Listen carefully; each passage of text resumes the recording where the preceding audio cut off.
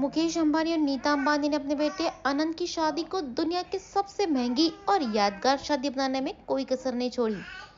अनंत और राधिका ने 12 जुलाई को मुंबई के जियो वर्ल्ड कन्वेंशन सेंटर में 7 फेरे लिए। पूरा देश भारत के सबसे धनी व्यक्ति के बेटे की भव्य शादी की व्यवस्थाओं को देखकर हैरान रह गया। एक इंटरव्यू में राधिका ने अनंत के साथ अपनी वेडिंग के बारे में खुलकर बात की और इसके बारे में कई दिलचस्प डिटेल्स भी शेयर किए जो हम आपके साथ शेयर कर रहे हैं। राधिका ने बताया कि उनके वेडिंग कैलेंडर को उनके पारंपरिक पुजारी की सलाह पर अत्यंत सावधानी से चुना गया था और ये सारी प्लानिंग जो है वो नीता अंबानी, ईशा अंबानी और श्लोका अंबानी ने की थी। राधिका कहती है, हमारे पारिवारिक पुजारी की सलाह पर 12, 13 और 14 जुलाई की तारीखें रणनीतिक रूप से चुनी गई थी, जिन्होंने मेरी और अनंत की कुंडली में शुभ ज्योतिषीय संरेखन के आधार पर हमारे उत्सव के लिए समकालीन क्षणों की पहचान की। यह एक सावधानी पूर्वक की गई प्रक्रिया थी। मेरे साथ शादी की सीईओ थी। जैसा कि मैं कहना चाहती हूँ, यह नीता जी की प्रतिबद्धता और दूरदर्शिता थी जिसने हमारे पूरे उत्सव को जीवंत बना दिया।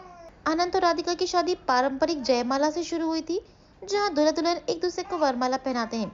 इसके बाद कन्यादान हुआ, जिसमें राधिका के माता पिता ने आधिकारिक तौर पर अनंत को अपनी बेटी से शादी करने का आशीर्वाद दिया। उसके बाद दूल्हा दुल्हन ने पवित्र अग्नि के 7 फेरे लिए। अपनी पारंपरिक शादी के बारे में बात करते हुए राधिका ने कहा, हमारा समारोह पारंपरिक जयमाला से शुरू हुआ, जिसमें अनंत और मैंने एक दूसरे को स्वीकार करने के लिए प्रतीक के रूप में एक दूसरे को माला पहनाई। इसके बाद कन्यादान हुआ। ये एक महत्वपूर्ण पल था जब मेरे माता पिता ने मुझे अनंत को सौंपा। ये उनके आशीर्वाद और सहमति का प्रतीक था। अपने सिंदूरदान और मंगलसूत्र समारोह के बारे में बात करते हुए राधिका कहती है, ये एक शादीशुदा महिला के रूप में उनकी नई स्थिति को दर्शाता है और वो अपने प्रियजनों के साथ इस कीमती क्षण को शेयर करने के लिए उत्साहित थी।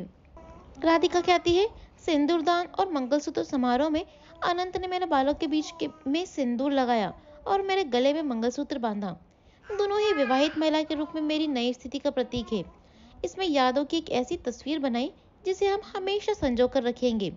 मुझे अपनी परंपरा और संस्कृति से जुड़ाव महसूस हुआ और मैं अपने प्रियजनों के साथ इस पल को शेयर करने के लिए उत्साहित थी। इस दौरान दोनों ने शादी की व्यक्तिगत वचनों को भी शेयर किया। राधिका कहती है, प्रत्येक वचन में प्रेम, निष्ठा, समृद्धि और आपसी सम्मान के वादे शामिल हैं, जो हमारे विवाहित जीवन की नींव रखते हैं।